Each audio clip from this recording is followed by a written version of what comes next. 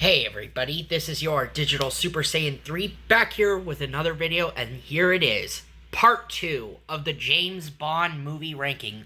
Ranking all 25 James Bond films from worst to best. So, before I get into the top 11, let's recap. Number 25, Diamonds Are Forever. Number 24, Quantum of Solace. Number 23, Spectre. Number 22, For Your Eyes Only. Number 21, On Her Majesty's Secret Service. Number 20, Die Another Day. Number 19, No Time to Die. Number 18, Thunderball. Number 17, Octopussy. Number 16, Dr. No. Number 15, Moonraker. Number 14, A View to a Kill. Number 13, From Russia with Love. And number 12, Live and Let Die. So here we go. We got the final 11. And coming in at number 11 is The Living Daylights from 1987. Alright, so we got Timothy Dalton's big debut. The Dalton Bond movies, particularly his second one, when it comes to the violence in Dalton's Bond films, they definitely feel like they were on par with the action movies of that same era.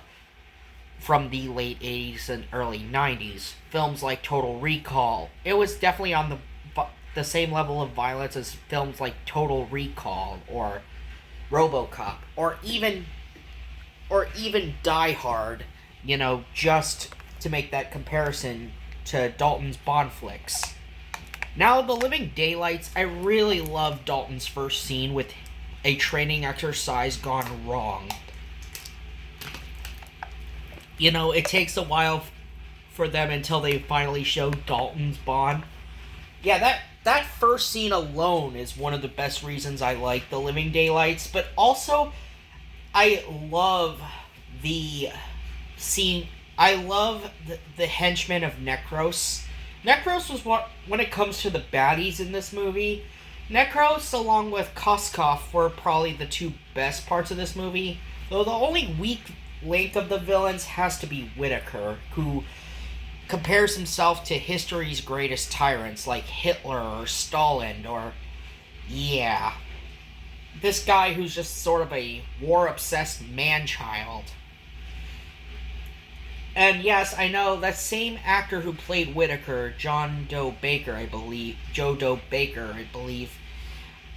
I forgot, is it John or Joe? John Doe Baker. He would go on to appear in GoldenEye and Tomorrow Never Dies as Bond's ally in those movies, as one of Bond's allies. But The Living Daylights also had a solid love interest. Kira was probably one of the better love interests in this movie. I gotta say, there's something about Dalton's love interests in his movies that are just so well done. I gotta give Dalton credit. He definitely had the best set of love interests. But, The Living Daylights is still a really solid film. Number 10. And we're going back to Pierce Brosnan for his third outing. And it's 1999's The World Is Not Enough. God dang, The World Is Not Enough is definitely one of the most underrated Bond movies ever. It's definitely criminally underrated.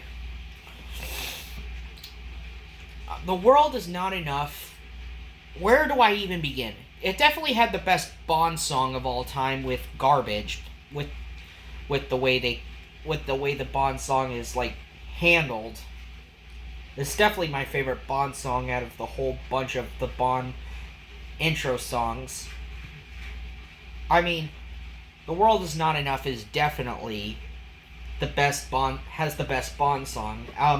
Elektra King is such a really underrated villain. She's definitely one of the most underrated villains in the entire series. I also love Renard, who is this guy who can't feel any pain, as he's carrying out Elektra's plans. Heck, I even have a soft spot for Christmas Jones in this movie. And, as always, Brosnan was also pretty solid in his films. I don't think Brosnan himself was that bad in his movies. And also, I love the opening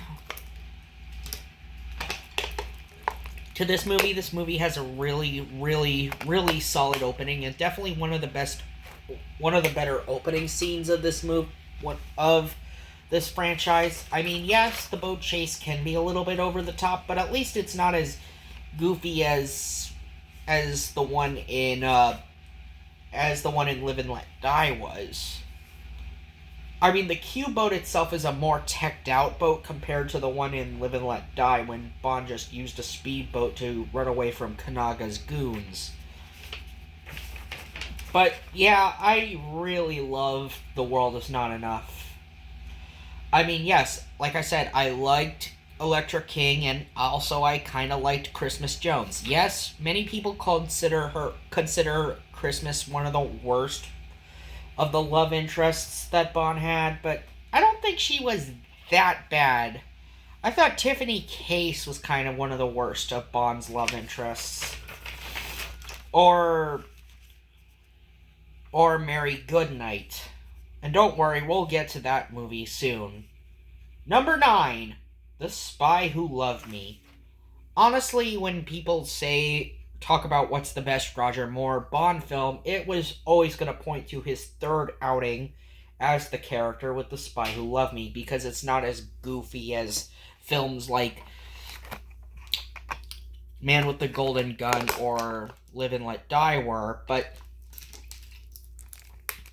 The Spy Who Loved Me, I gotta give it credit where credit is due. It does have such a great love interest with Anya Ansamova, who is also known as Agent Triple X. She is a really solid character in this movie. She is a great companion / love interest for Bond, and she eventually learns that Bond was responsible for killing the man she loved, and she told Bond that after the mission was done, she was going to kill him, but she never does follow through on that promise to kill Bond, because of course, despite the fact that she did claim that she wanted to kill Bond, she never delivers on that promise, because Bond does end up saving her more than once in this movie, because she does have her damsel in distress moments, but also, like I said, this is the movie that introduced Jaws, but also,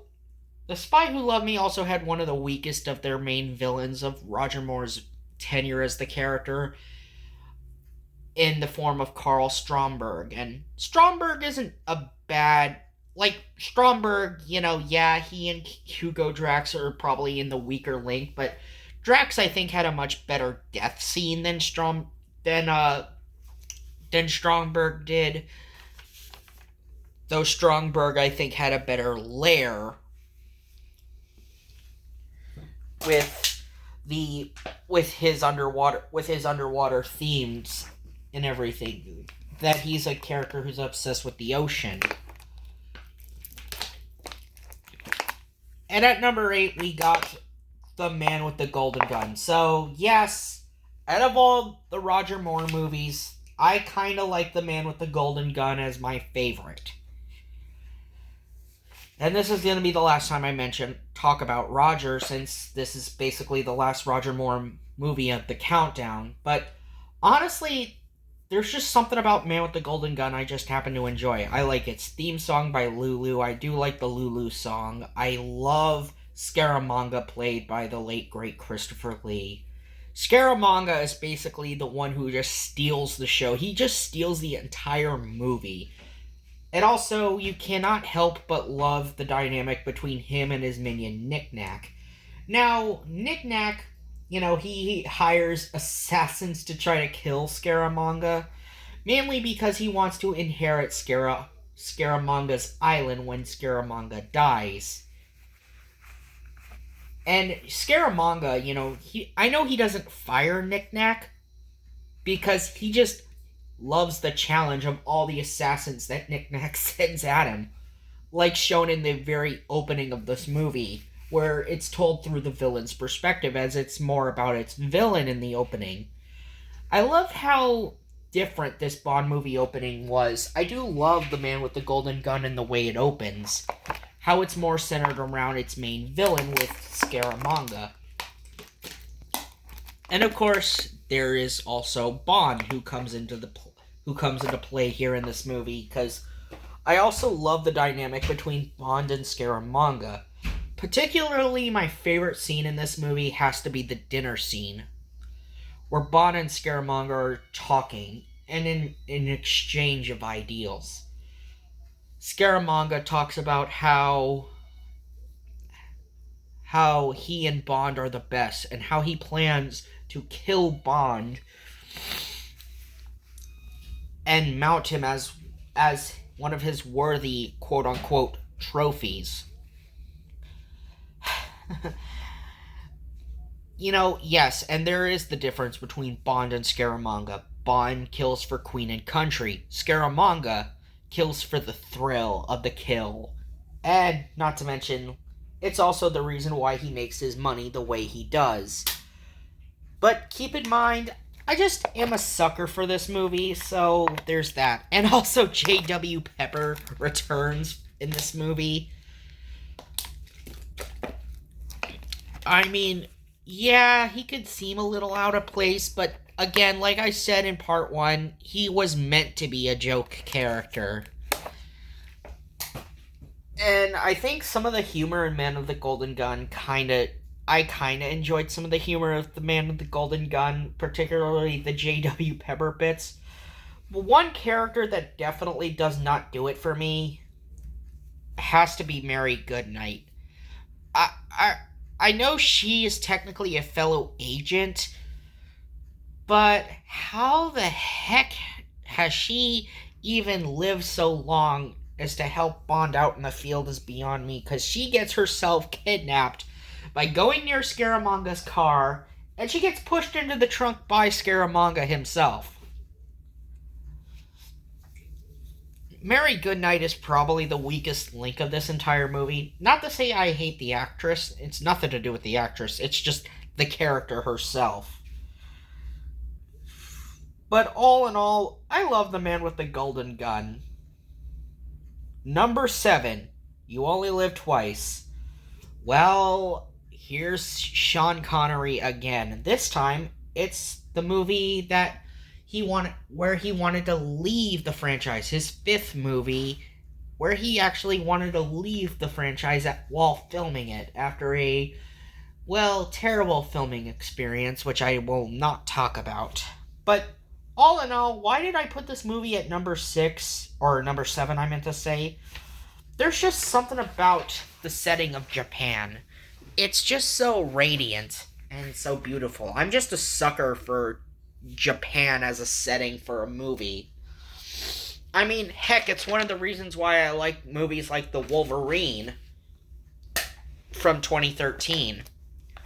And this is also my second favorite Sean Connery Bond film. And also, yes, this is also my favorite use of Blofeld. I think out of all the movies Blofeld appeared in, his first appearance in this movie is definitely him at his best.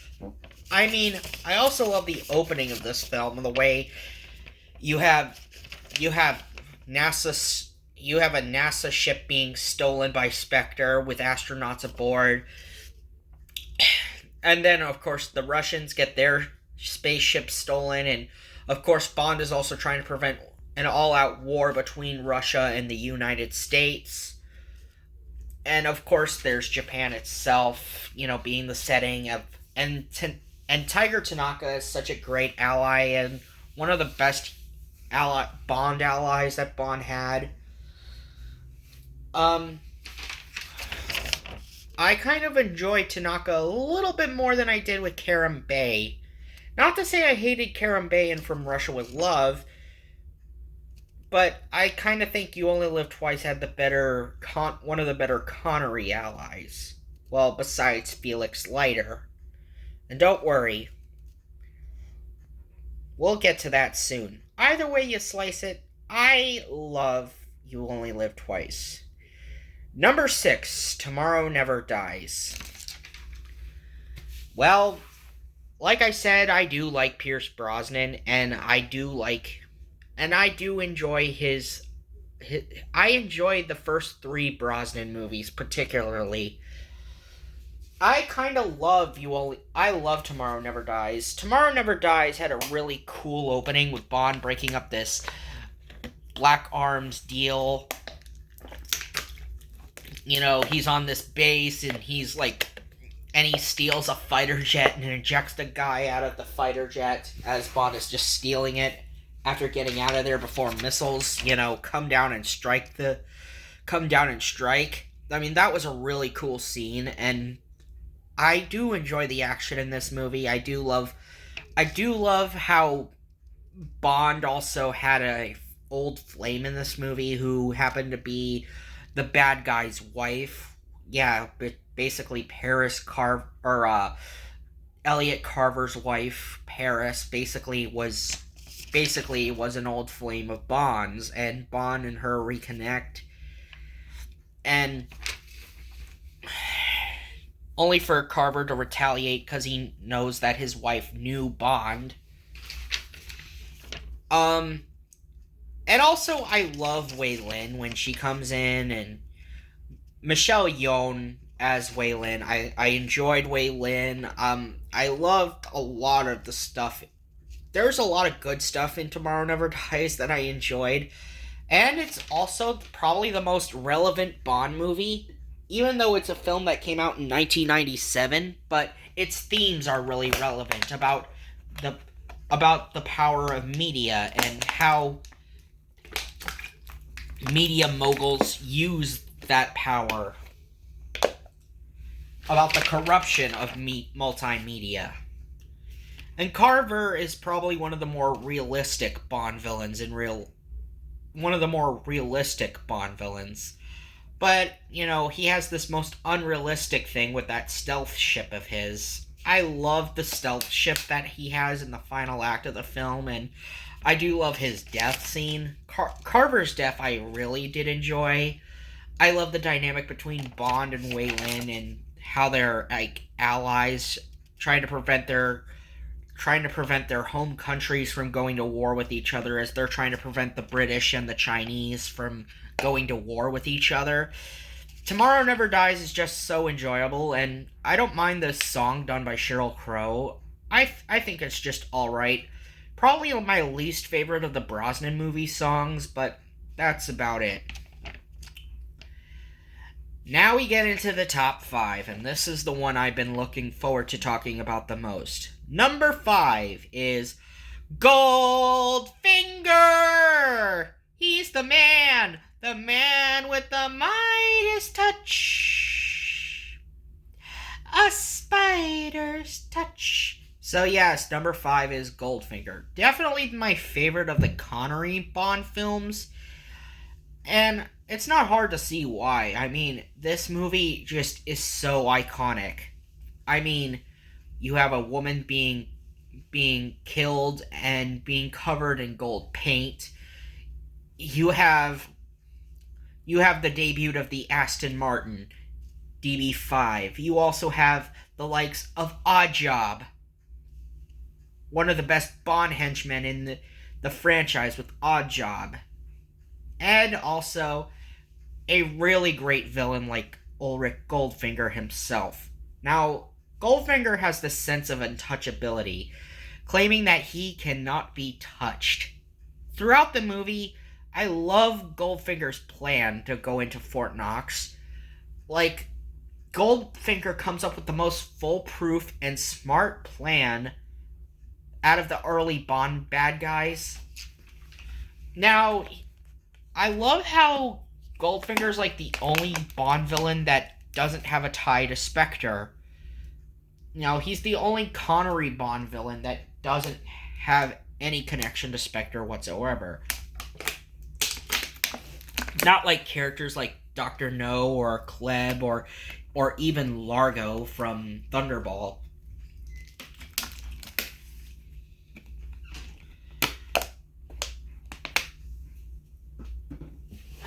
And also, who could forget the iconic torture scene where Bond is strapped on the table and Goldfinger is saying, "No, Mr. Bond, I expect you to die." It was a chef's kiss, but why it's only number 5, there are some things that really hold Goldfinger back for me. That really didn't age well. And I have to talk about the barn scene. Yes, the barn scene where Pussy Galore goes into a barn with Bond, and Bond is like tossing her around, and he forces himself on her in order for Pussy to get this turn against Goldfinger. Yet her pilots still carry out Goldfinger's plan. Still, yeah, if this is the only weak link of Goldfinger that only puts it at number 5, then don't worry. The last 4 films are just pure chef's kiss. Number 4, License to Kill. Okay, this was definitely the magnum opus for Timothy Dalton's Bond. License to Kill from 1989 is just... oh man, it's just so good. I love the Gladys Knight song for the film. It's definitely one of my favorite Bond songs. Sure, it does get beaten out by The World Is Not Enough when it comes to the Bond songs. Now, if I were talking about the Bond songs in particular, License to Kill would be in the top 3 for sure. Only getting beaten out by the one for Casino Royale with You Know My Name by Chris Cornell, and The World Is Not Enough by Garbage. But, man, License to Kill is dark, but I love it. I mean, Bond is out for revenge. He is out for blood in this movie. He is off the leash. He is basically on full attack dog mode, going after Franz Sanchez and his entire empire, as he plans to dismantle it piece by piece by piece, as Sanchez had just put Felix Leiter in a coma, and is the reason why Felix ended up losing a leg to a great white shark. Now, earlier that day, Bond had helped Felix capture Sanchez, and on that day, Felix was also getting married that day.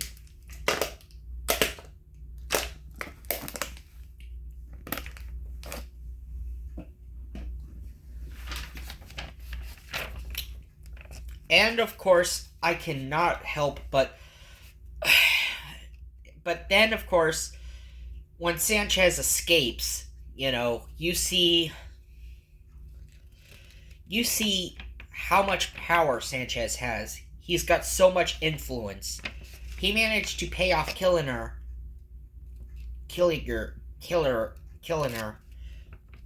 as well as having the likes of Crest and his right-hand man, of course, Dario, at his beck and call. Dario's such a great henchman, by the way. Very underrated. But, of course, you got Carey Lowenthal as Pam Bouvier, who is a CIA agent who works with Bond in this movie to help Bond out in the field. And you also got Q in this movie. Yes, that's right. Q himself goes out in the field. Probably one of my favorite performances Desmond Llewellyn has performed as Q.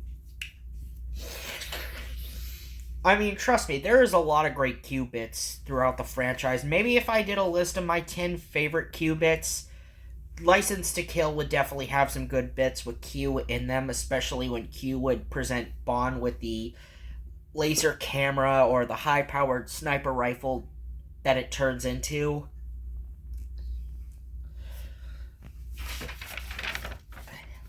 And, of course, this film felt like it should have been a rated R film because the violence in this movie feels so R-rated, even though this film is a rated PG-13. Although this is just PG-13, because your average Bond film is mostly PG-13. But man, did License to Kill hit it out of the park. And, of course, Carey Lowenthal as Pam Bouvier was just... it was just good. And Definitely one of the best women to ever sport short hair. So yeah, Kill definitely had such great moments. The final truck chase where Bond destroys most of Sanchez's shipment, and you got a massive shootout. It's just so perfect. But we got three more movies to talk about. Number 3, GoldenEye. Okay, here it is. GoldenEye 007, the film that spawned the iconic and popular N64 classic. And the movie itself is just really awesome. This was Brosnan's magnum opus. This was Brosnan's best masterpiece as Bond. So many great scenes in this movie. I thought Natalia Simonova was such a great love interest and, a great partner to help Bond out in this movie. Definitely one of the best of the Brosnan allies when it comes to the love interests. She definitely was the best love interest for Brosnan's Bond.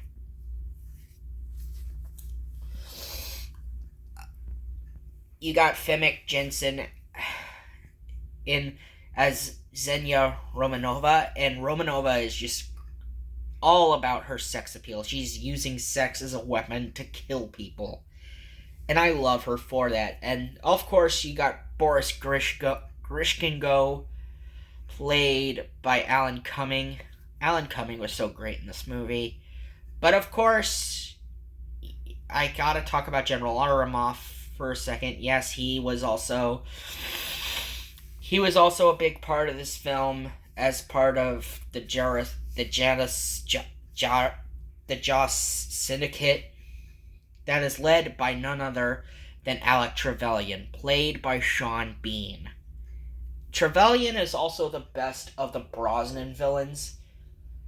I mean, there's just something about Trevelyan that makes him stand out. He wants to use the GoldenEye satellite to cripple the economy of the United Kingdom. He wants to cripple the United Kingdom's economy using the GoldenEye satellite device that he stole. And also, I love the Tina Turner song. I also gotta give my props to the late great Tina Turner for giving us that great song for GoldenEye. And also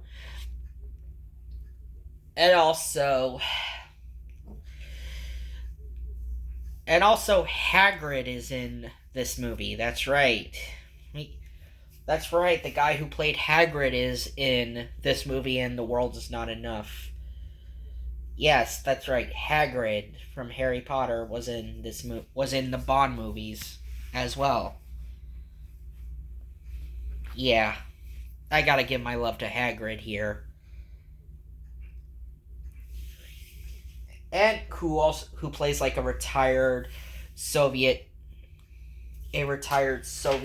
Soviet agent who becomes an informant for Bond in the Brosnan movies. So overall, GoldenEye is just a slam dunk. It's a chef's kiss, and definitely is the film that began the modern era of Bond. I would think we wouldn't have the modern era of Bond without GoldenEye and its importance and its influence on pop culture. So, thanks GoldenEye. But now we get into the top two, and I think these two beat GoldenEye out pretty well. And that at number 2 is Skyfall from 2012. Daniel Craig's third outing happened to be one of his bests. And this film felt like the Bond equivalence of The Dark Knight. Seriously, this film felt like it was on par with the freaking Dark Knight. And I love it for it. Coming out 3 years after The Dark Knight, in fact. 4 years after The Dark Knight. Sorry, 4 years after The Dark Knight. But Skyfall had such a great villain, like I said, with Silva and his whole plan to quote unquote bring down MI6, as MI6 is just under attack. And you have M, who is like who is like the center of attention in this movie. This movie is more about M than it was about Bond. In fact, it's more about M. It's kind of her story. This was also the film that was also Judi Dench's last appearance as M. And I love Judi Dench's M throughout most of the Brosnan movies, and of course her appearance in the Craig movies as well, because she's like the only actress, that quote unquote bridges those movies.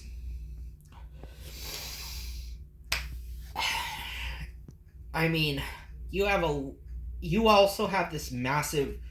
I also love the action in Skyfall. The Skyfall definitely had one of the best have one of the best action scenes, like, in general when it comes to the Craig movies. But it isn't my favorite Bond movie.